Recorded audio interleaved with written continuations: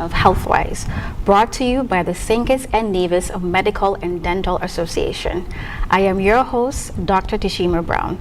Tonight's program is entitled Inside the Red Cross, Service, Emergencies, and Saving Lives, featuring the St. Kitts and Nevis Red Cross Society. I know when most people hear the words Red Cross, they think of disasters or emergency response.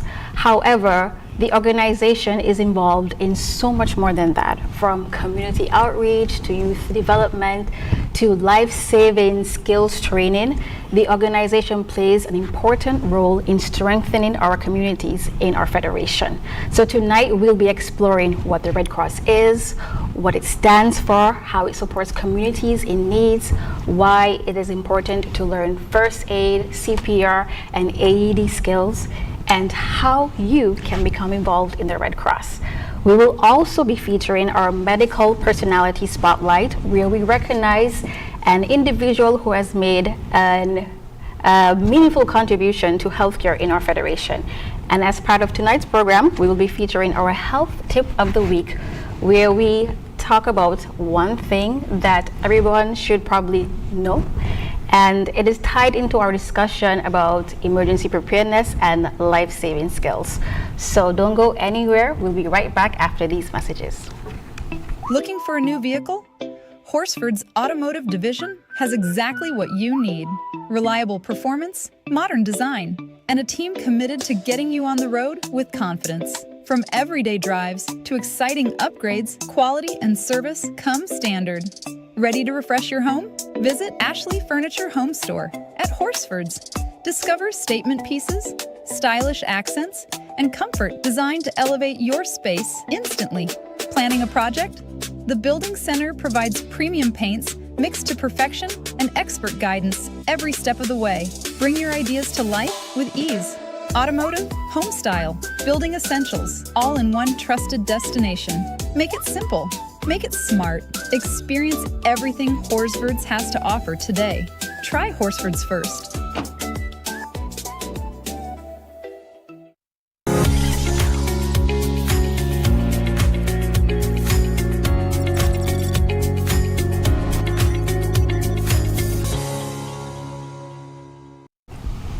Welcome back to Healthwise. Tonight we're taking a closer look inside of the Red Cross. And with me, I have some representatives from the St. Kitts and Nevis Red Cross Society. Can you guys please introduce yourselves and talk about your role within the organization? Good evening, Doc. Good evening. My name is Timothy Martin, and I am the disaster coordinator for Red Cross. Good evening. My name is Trevor Seaton, and I'm the Assistant Disaster Coordinator for the Red Cross Society. And thank you guys so much for being here. So let's begin by talking about the organization itself. So many people can readily identify the Red Cross emblem, but not a lot of people understand the scope of its work. So from your perspective, what is the Red Cross and what does the organization stand for? The Red Cross is a global humanitarian organization that stands for humanitarian aid, providing humanitarian aid, protection of human life and health, and the prevention and alleviation of human suffering wherever it may be found, whether as a result of natural disasters or man-made disasters such as war or conflict. Thank you so much. So one of the things I find very fascinating about the organization is that it operates in almost every country in the world. So can you tell us, either one of you, can you tell us how this organization began? Well, the organization began as a result of a battle that was fought in a place called Solferino, where there were many wounded that was left on the battlefield unattended. And there was this Swiss businessman, Henry Dunant, who organize the community to assist the wounded and to take them into churches in the community and to nurse them back to health.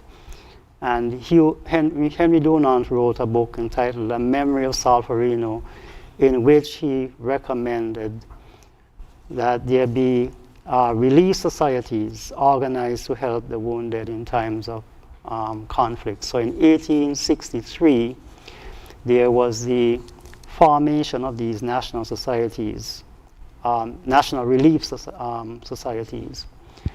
Later on, in 1864, when the First Geneva Convention was signed, the International Committee of the Red Cross was formed.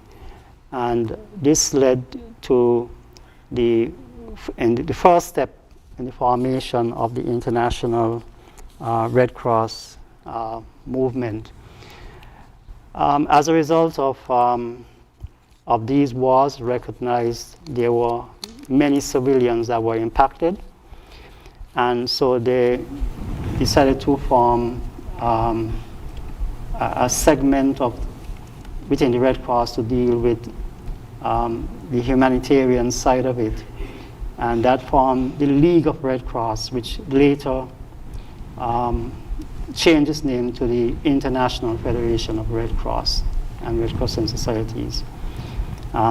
So their work is really to help those affected by disasters, natural or man-made disasters. Okay. And one of the reasons the public places so much trust in the Red Cross is because it operates according to a set of guiding principles. Can either one of you tell me what are those principles and why they remain relevant today?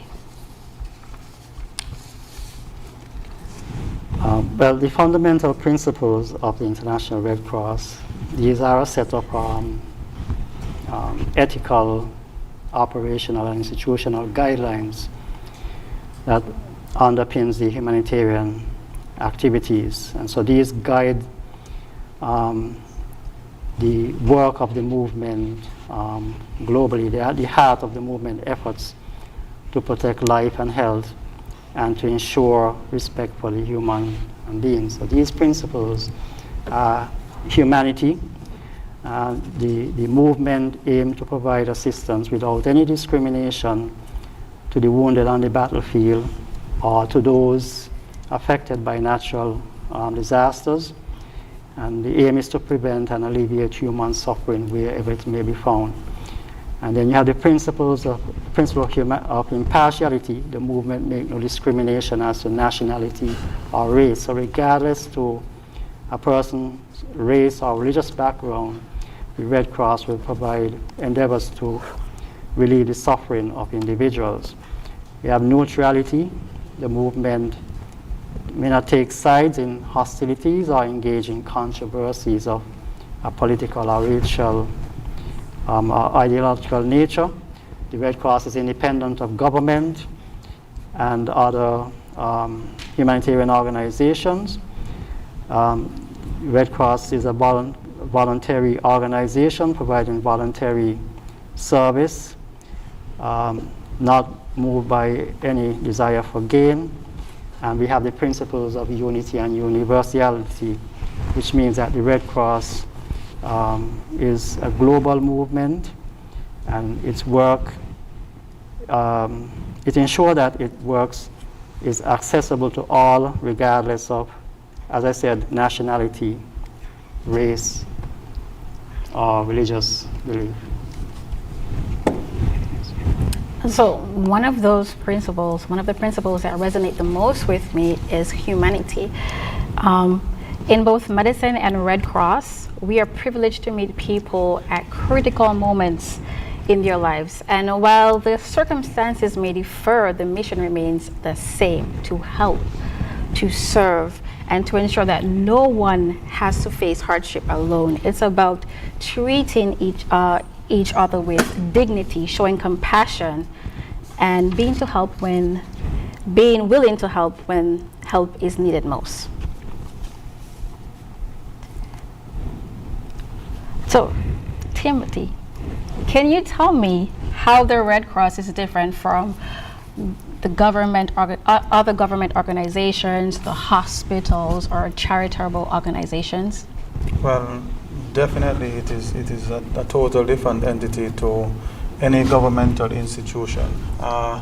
The it's not politically driven, and the Red Cross focuses on humanitarian services, disaster response, community resilience, health education, and volunteerism.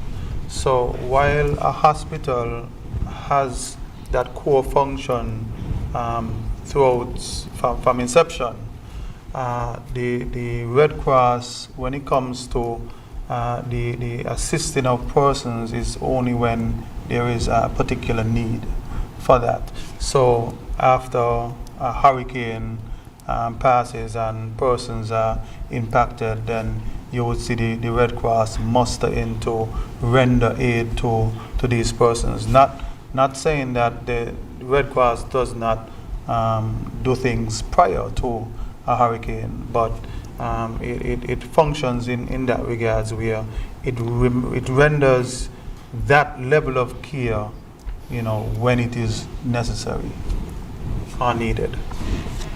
Anything to add, Trevor? Yes, I agree. So the hospital focuses on providing medical care for the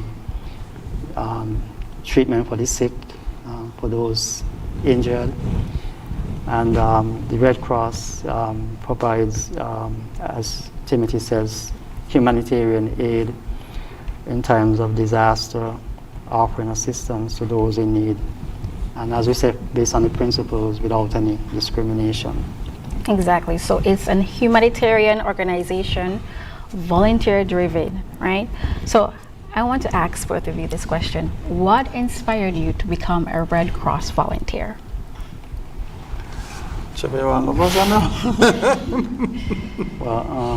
I was invited to attend one of the Red Cross youth meetings, and I enjoyed the first aid practical exercise activities, and I understood that Red Cross also prepare for disaster preparedness and response, and so that encouraged me to remain part of the organization. Yes. Chubba always have some interesting stories to tell. Yeah. But for me, it was slightly different. In my other work, I wear different hats at times. I'm a firefighter by profession, and that took me to where I collaborated a lot with Red Cross in terms of doing training. Training is a passion of mine. So when it comes to doing fire prevention initiatives and search and rescue training, training the volunteers to be able to help themselves in any situation, they would often call on me to render that type of training. So I kept being asked the question, you've been around us for a long time, you work with us regularly, why not become a member of Red Cross? And I ignored the question for quite a bit until one day in us doing some training together, I made the final decision to say, yes, I'm going to be a part of Red Cross, because it in essence, it collaborates well with what I do on a daily basis. Firefighting, search, and Red Cross, they conjoin. So it was easy for me to transition into Red Cross because we are rendering a humanitarian service to the Federation and providing care where needed. And how long have you been with the Red Cross organization now? It's hard to say. Well, I would say maybe about 2 years' time. 2 years. But like I say, I've always felt a part of because I was always doing something with Red Cross. Okay. And Trevor? For me, I joined during my primary school years, so it's quite a long time. Quite a long time. Okay, so we talked about what the Red Cross is, its mission, its principles, and when we come back, we'll talk about what the Red Cross does in our communities and how it helps families and communities in need.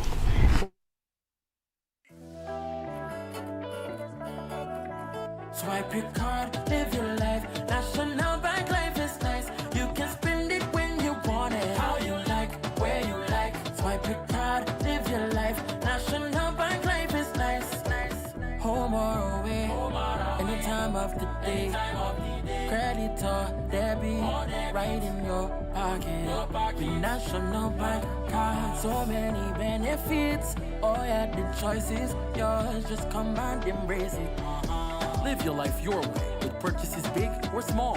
Mango, nuts, breadfruit and all. You can spend it when you want it, how you like, where you like. Swipe your card, live your life. National Bank Life is nice.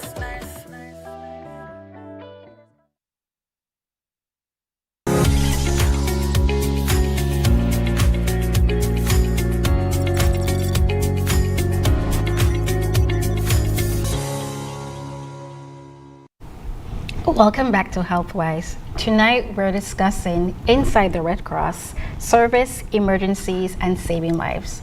I am your host, Dr. Tishima Browne, and with me I have Timothy Mathin, the Coordinator of Disaster, and Trevor Seaton, the Assistant Disaster Coordinator. So now let's focus on what the Red Cross does in our community. I know there's a big misconception that people think that the Red Cross only becomes active after disaster. And in reality, a lot of work happens long before an emergency ever occurs. So can you tell us about some of the ways the St. Kitts and Nevis Red Cross supports communities throughout the year? Well, if I should say, the Red Cross believe in resilience. So I find that word to be very intriguing, where it is to build capacity.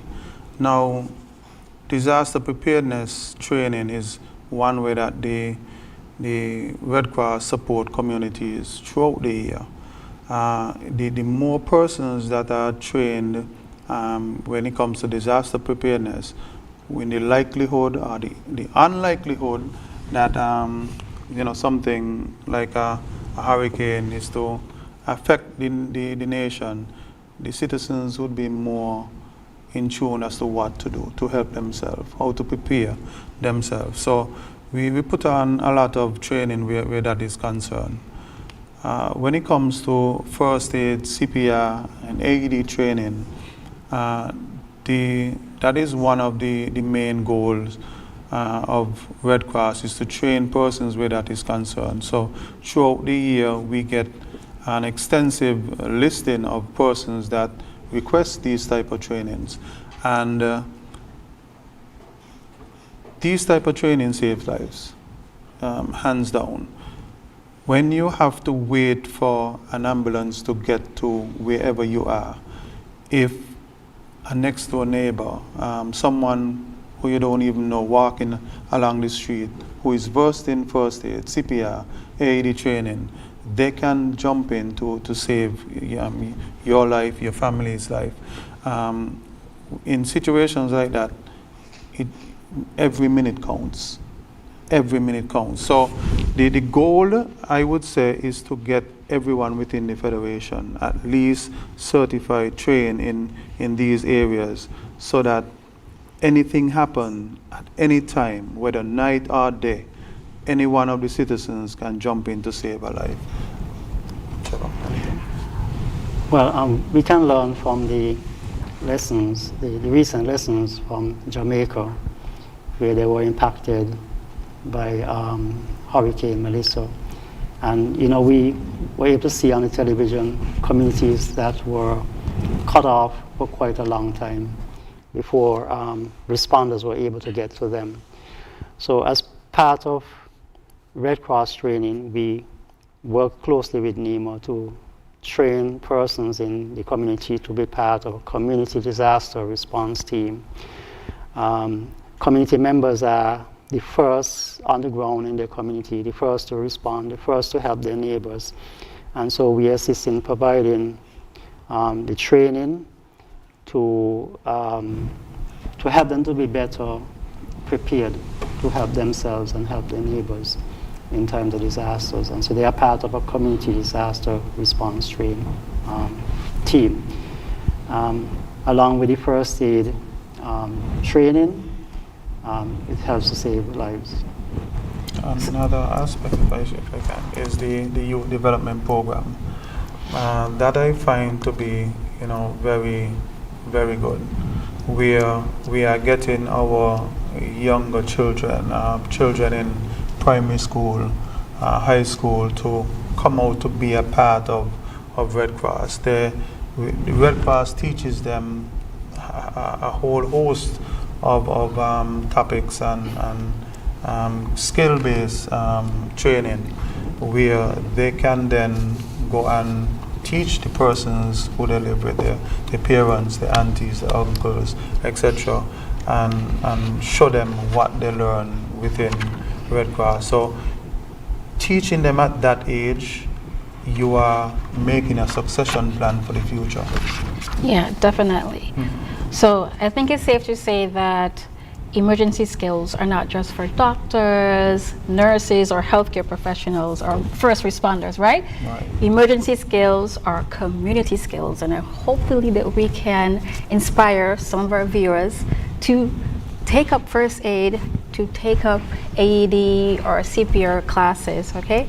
I'm hoping that after this session we'll have an influx of many participants that are interested in learning those type of skills. I agree. Hopefully. So what are some of the things or some of the ways Red Cross helps community prepare before, during, and after a hurricane or other emergencies occur? I would say it starts with volunteer training. Training our volunteer groups into how to help the community. The more our volunteers are trained in this regard, the better they are able to help others. So we start with our volunteers. Then we go into organizing workshop, conduct preparedness workshop. We have a storeroom that we try to ensure that it is well kept, well stocked, and everything, so that when any emergency takes place, whether it might be hurricanes, we do have flooding situations, we have the situation of drought in St. Kitts now. That is something that we all need to pay attention to, the way in which we utilize water. And in me saying that, make sure to hydrate yourself. The sun is not playing out there. So throughout the day, make sure that you hydrate so that you do not become a casualty. We develop family emergency plans. Anybody who needs any assistance with getting a plan for your family, you can contact Red Cross, and we could walk you through the steps as to how that can be done. Okay, and can you tell us about some of the community programs that are currently available through the Red Cross?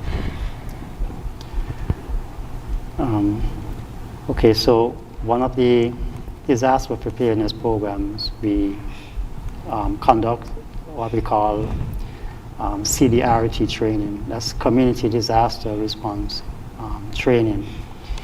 And that involves bringing together persons from the communities to identify the risks or the vulnerabilities to those communities, to map those risks, and to come up with plan of actions as to how to mitigate those risks, and how to prepare for any impact, how to respond to those situations.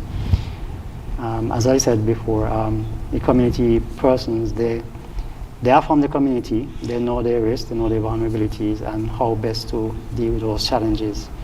And so some of the training, as was mentioned before, first aid training, along with these skills, help the community to be better prepared. Timothy? Well, I think we would have covered Everything? Okay then. So, I don't mean to put you guys on the spot, but can either one of you share an example of a time when the work the Red Cross did for our family or community where they made a very meaningful impact? Trevor would have all the interesting stories. Well, I mean, there are many instances in the aftermath of hurricanes. We had situations where persons may have lost most of their house, most of their property. The Red Cross was able to assist in the recovery phase in terms of providing building materials to help build back property. We have had emergencies like fire. Persons lost their homes, and at that moment when the persons needed items of comfort, the Red Cross was able to provide hygienic items and blankets and stuff like that. And there are times when persons lost loved ones,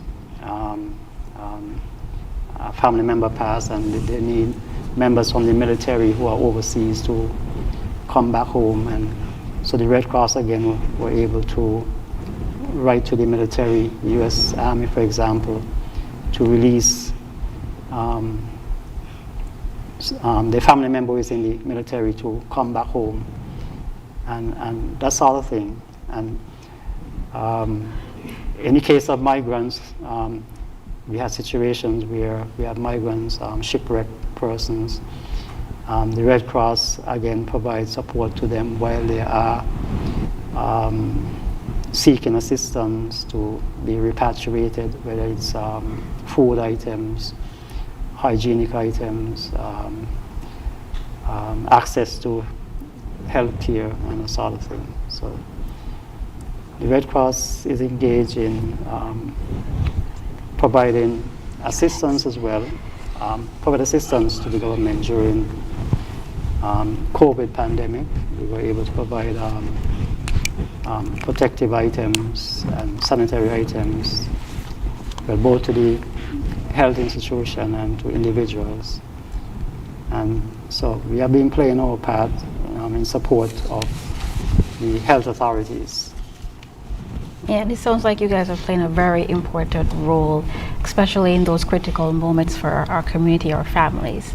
So we've talked about the incredible work that the Red Cross is doing in the community. When we return, we'll talk about one of the topics that I'm very passionate about, and that's why everyone should learn first aid, CPR, and AED skills. We'll be right back after these messages.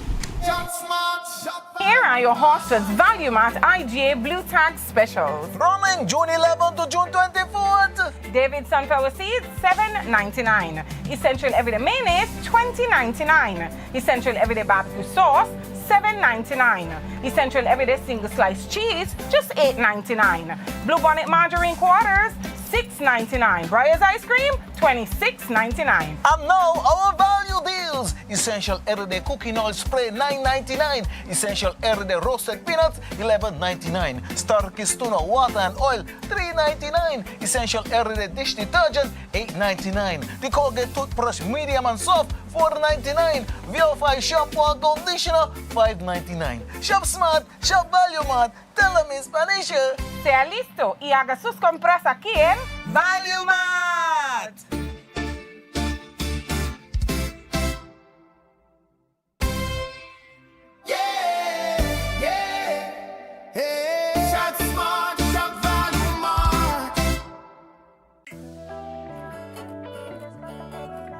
Swipe your card, live your life. National Bank Life is nice. You can spend it when you want it. How you like, where you like. Swipe your card, live your life.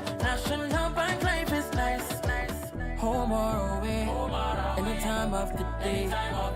Credit or debit, right in your pocket. With National Bank card, so many benefits. Oh yeah, the choice is yours. Just come and embrace it.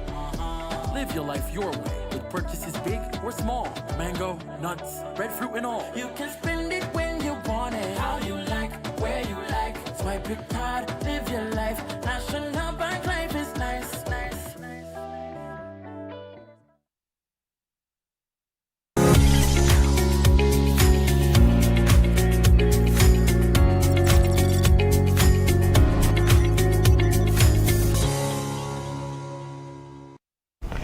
Welcome back to HealthWise. Today we're taking a closer look inside the Red Cross, Service, Emergencies, and Saving Lives. I am your host, Dr. Tishima Browne, and I'm here with two other representatives from the Red Cross. Can you guys please introduce yourselves?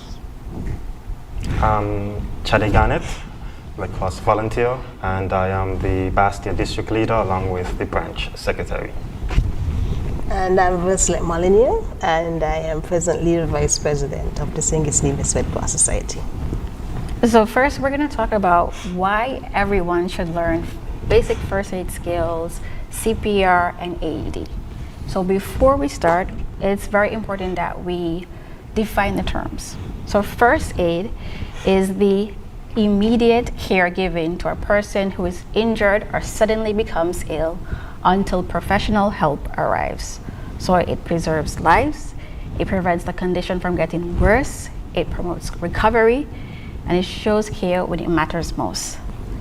CPR, or cardiopulmonary resuscitation, is an emergency procedure used when a person's heart stops beating effectively. An AED, or automated external defibrillator, is a device that can help restore a normal heart rhythm during certain cardiac arrests. So, my question to you guys, why do you guys think it's important for ordinary people to learn first aid, CPR, and AED skills? Okay, it is important for ordinary people to learn these skills because it can mean the difference between life and death. And in the ideal situation would be that, you know, the ambulance is right around the corner when an emergency happens, but that is not the case. So if we get the layman, and it doesn't matter the age, we teach young people, we teach old people, it doesn't matter the age, anybody can learn to save a life, and that is critical because you're the first person that's there to respond. The first responder, yes. Yes, so it is very critical for persons to learn this skill. And one statistic I think often surprises people is that approximately 7 out of 10 cardiac arrests occurs at home.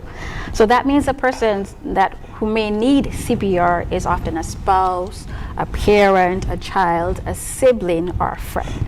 So how do you guys think that changes the way we should view CPR training as a community? So persons who are in cardiac arrest, that means that they're not getting the oxygen-rich blood that they need to fuel the brain and the vital organs that they have. And the sooner you can start chest compressions and giving the ventilations, the sooner you can start, the more chance or the better chance the person has Absolutely. Of survival, because you know it only takes a few minutes and then you know the body is of no use to itself. And then getting them to the hospital for that kind of care and treatment would not make any sense. So if someone is there at the moment to provide that kind of care, even if it's just to do compressions only, CPR, then it will give the person a better chance of surviving the heart attack. But one of the barriers I often hear people talk about is fear. Mm-hmm. They fear that they'll do something wrong, they worry that they will hurt the person, or they worry that they'll be blamed. In psychology, we refer to part of this as the bystander effect, where the presence of other individual makes someone less likely to act. And diffusion of responsibility is the underlying psychological mechanism that causes this to happen. The belief that accountability is spread out among everyone else, leading each individual to feel less likely or personally responsible to act. So what have you guys found that helps people overcome this fear? Proper training, because once you have the proper training and you know what to do, it gives you that confidence that you need to act. So most persons will say, oh, I'm not going to help because they're afraid of injuring the person further, or they're afraid of not being sure of what to do. And especially, you know, now something happens, especially if it's a public, people looking around and they're watching and they're taping you with their phone. So people get, you know, scared and nervous. Yes. But if you are properly trained, then you would be better able and more equipped, better well equipped to handle the situation. So that should kind of ease the fear of acting. So one thing I observe as a Red Cross volunteer and a Red Cross instructor trainer myself is that confidence comes from practice. Yes. So Yes, it practice, the participants, they spend hours practicing scenarios, going through practicing situations, giving feedback, building muscle memory, and that can help someone to overcome the bystander effect. This confidence, okay? Yes. So the goal isn't perfection. The goal is just to be willing to help when the situation calls for it. So let's talk about AEDs. So we know the importance of effective early defibrillation in certain cardiac arrests. So do we currently have AEDs available in public spaces throughout St. Kitts and Nevis? To my knowledge, I don't think so. But I know, I have heard in the past of an initiative that the government wanted to start, you know, to put AEDs in certain government spaces so that they're easily accessible. I don't know how fruitful that initiative was or any update. I have not gotten any update on that initiative. But if it is still, you know, out there in the pipelines, it would be nice to have access, or for persons to have access. And not just access, at least we would be able to step in to teach persons how to use them, so that when they are available, they can use them and help jump in to save that person who is in cardiac arrest. So any of the viewers, if you guys want to partner with the Red Cross to make AEDs more accessible in our communities, please give us a call. We think that AEDs should be all over the Federation, in the schools, in the sporting facilities, in our churches, in government buildings, in the airport. So if anyone wants to partner with us, please, we will welcome you. So if someone watching tonight, guys, decide that they want to learn first aid, CPR, AED skills, what would be their next step? Well, they can contact any one of us first, or they can contact the office, and the landline number is 465-2584, or you can send an email to info.sknrcs@gmail.com. Okay. And so beyond CPR, first aid, and AED, what other courses you guys offer? We do BLS, and we do So what is responding. BLS first? Oh, sorry, basic life support. Basic life support, Yes, okay. it's a tad bit above just the regular first aid and CPR and AED. We do responding to emergencies as well, which is more extensive. We have emergency medical response, which is just a tad below being an EMT. And we do oxygen administration, we have water safety programs, you know, just to name a few.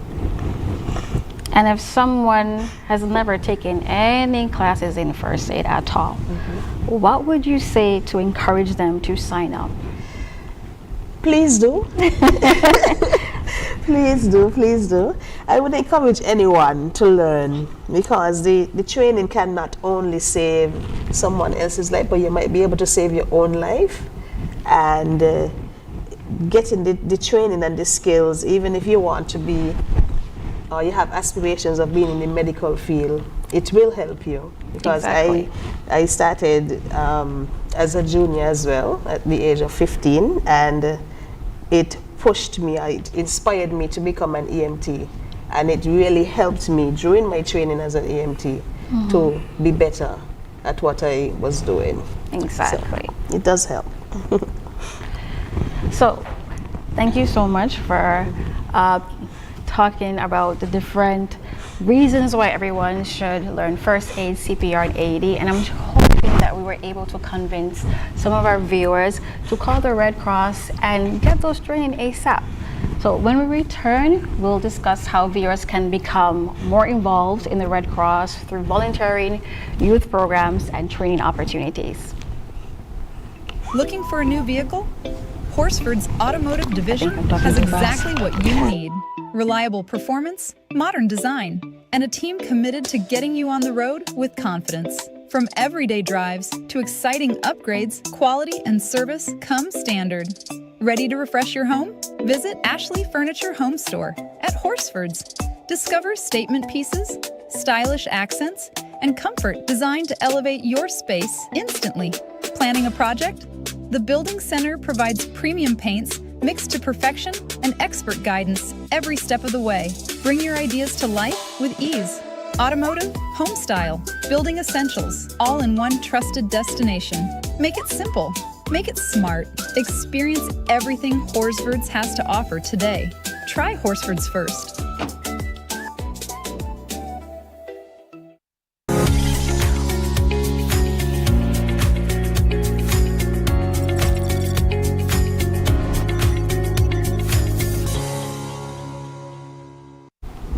Welcome back to HealthWise. I am your host, Dr. Tishima Browne. Now we'd like to highlight an individual who has made a meaningful contribution to healthcare in our federation.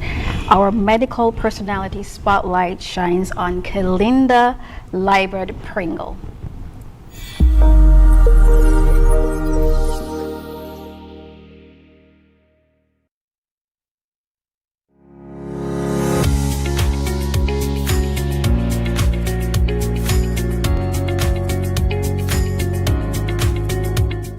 Our medical personality spotlight is Kalicia Liebert Pringle.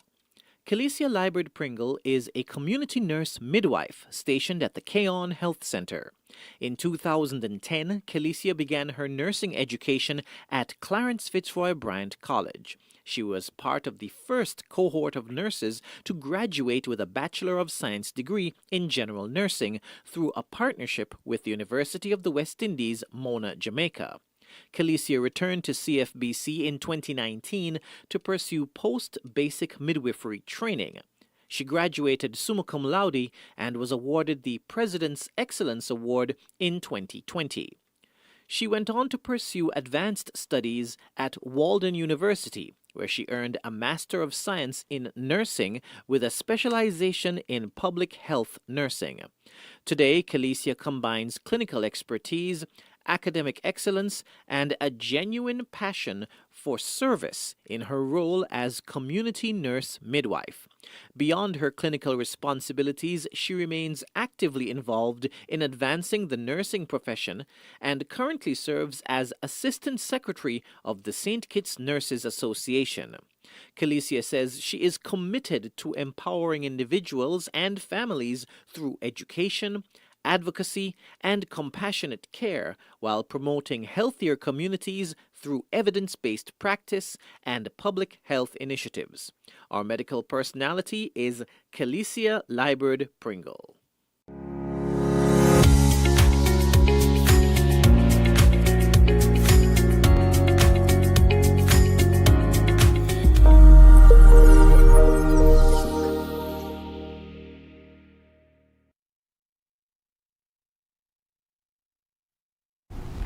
Welcome back to HealthWise. We're taking a closer look inside the Red Cross, service, emergencies, and saving lives. We've talked about the mission of the Red Cross, how it helps our communities, the importance of emergency preparedness and life-saving skills. And now for the viewers who have been inspired by our discussion, the obvious question becomes now, how can they become a part of the Red Cross? The Red Cross is an international agency, organization, which is open to anyone at any age. So one can join and be a part of the organization once they are aware of our 7 fundamental principles to which we just discussed. Our major one, which will be humanity, the ability to serve all and not to discriminate. That will be our major focus. So again, anyone in the audience are able to join the society as a whole. So you don't need a medical background No medical background. or any Anyone, special qualifications? no qualifications. Great. Come as you are. All We'll right train then. you. Okay, so what opportunities currently exist for someone who wants to become involved with the St. Kitts and Nevis Red Cross Society? Good question. Opportunities far. It's for lack of a better word, too numerous to mention. So one of the first things that we would like to tell persons is this: you come in, you get the first aid. The other parts, the other presentations before me would have went on and say how important it is, not just for yourself, but for the others that you impact in society, to learn how to do basic first aid. Important, as you are the first responder, you will be able to provide care on the scene. This is just one of the aspects which we do. And it's free? Free, of For course, for volunteers. volunteers. Yes. So if you want to join, you get that Yes. first aid session for free. Yeah. And if you want to come and get this training, you can call the number as just mentioned. Other training would have been vulnerability and capacity assessment, which would have indicate how you can better enhance your community. I would have done that course overseas. So the training that we offer is not just for locals, as in for local environment, but we offer training outside.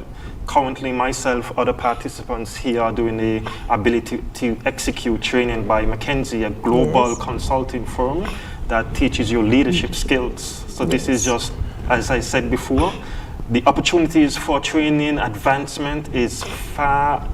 Anything that you want to learn, as long as you can participate, it's there for the taking. Okay, so can we shift now to some of the youth programs? What are some of the youth programs you guys have, and why is youth involvement so crucial to the mission of Red Cross? A very important question, Tish. You've always hear the youths are the future. Everywhere you go, every politician that stands up says the youths are the future. But how we as a society equip said youths for the future?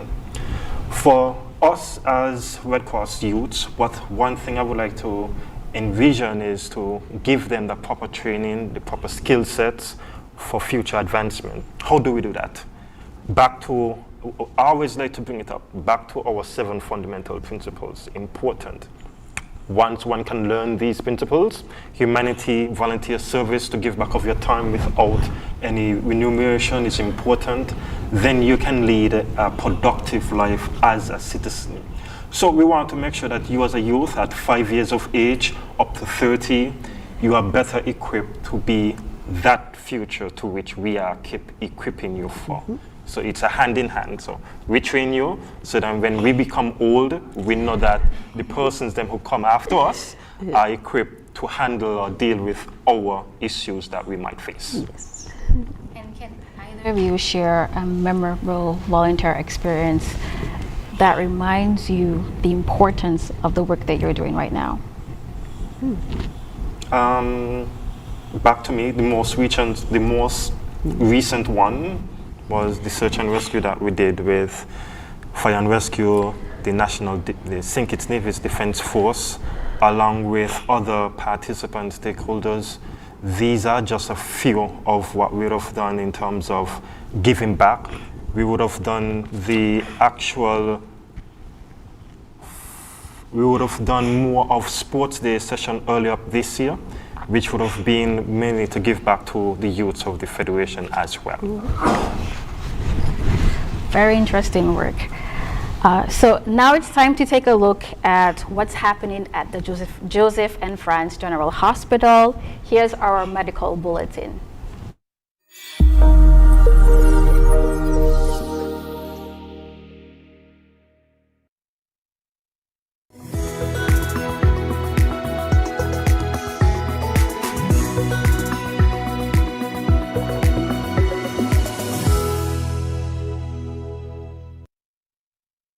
Good day, I'm Dr. Jensen Morton. I'm the Director of Health Projects and Strategic Initiatives in the Ministry of Health.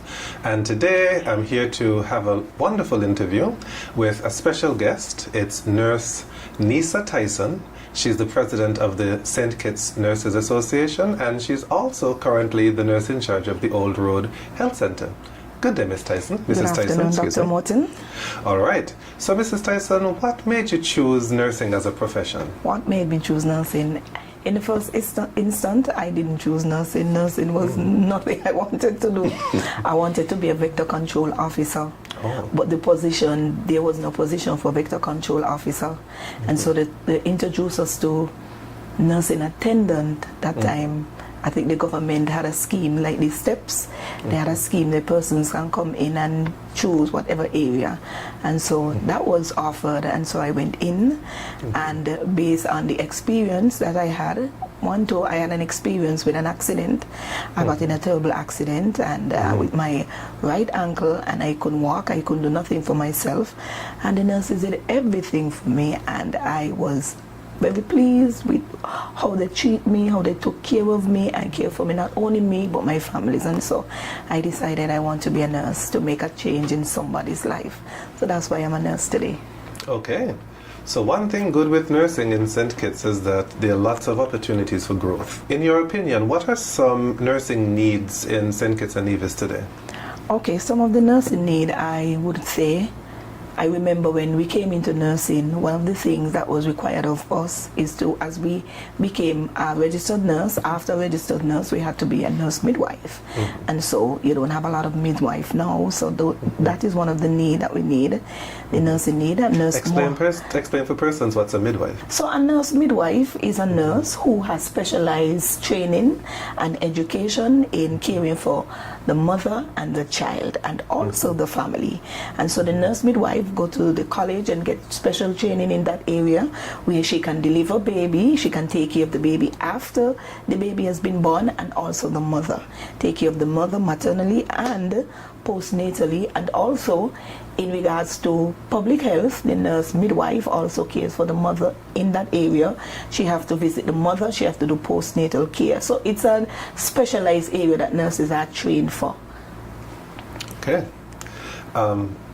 So tell us a bit more about the Nurses Association. I know that you're the president of the Nurses Association, so just give us a bit of a synopsis about it. Okay, so the Nursing Association is a non-governmental organization led by myself and 6 other persons in the executive team.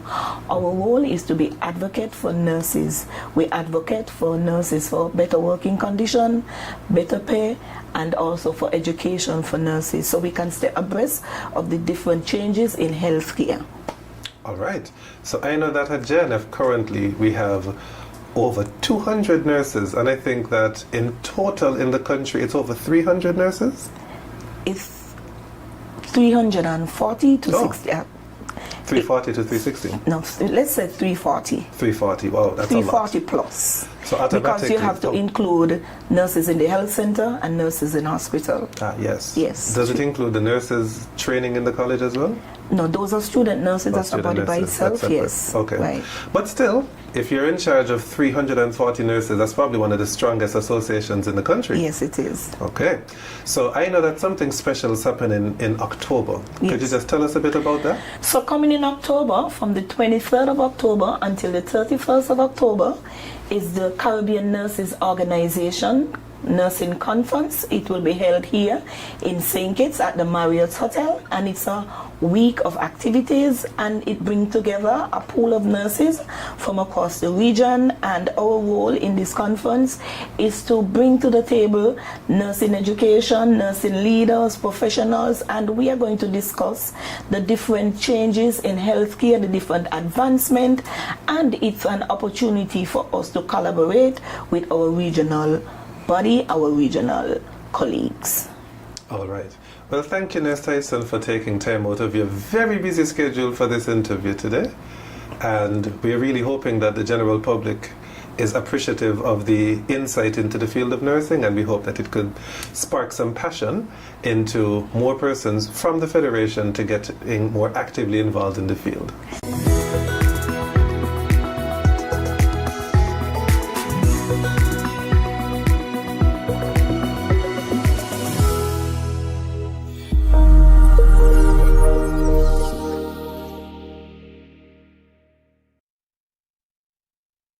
Cable, we believe in giving back because when our community thrives, we all do. That's why, as a company, we make it our mission to touch the lives of everyone in St. Kitts. We spearheaded the renovation of JNF Hospital lobby to ensure better care for all. The Cable sponsors free Wi-Fi in every community center across St. Kitts, so no one is left behind in an increasingly connected world. We stand with communities through every moment, big or small, in culture, education, youth development, and more. Y a ti también, comunidad latina. Cuenta con nosotros. Estamos con ustedes. And when it comes to customer service, we set the standard. We're just a call, click, or visit away because you matter to us. Join the company that truly cares. The Cable, more than service. We're family. Somos familia. And we're proud to always give more where it matters.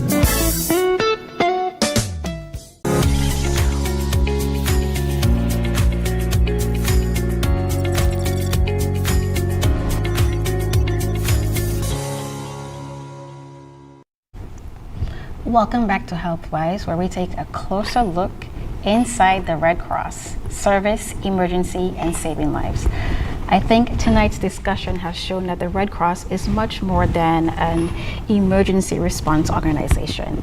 It is a community organization built on compassion, built on service, built on people helping people. And as we come to the end of tonight's discussion, I'd like to thank our guests from the St. Kitts and Nevis Red Cross Society for joining us and sharing their experiences and their expertise. But before we close, I'd like to leave our viewers with a challenge. Take one step this month towards becoming more prepared, whether it is to establish an emergency family plan, to prepare or get an emergency first aid kit, or whether it is to call Red Cross and sign up for first aid classes. Whatever the step is, take it, because prepared people help build prepared communities. Thank you so much for tuning in to HealthWise, and we'll see you until the next time. Thank you.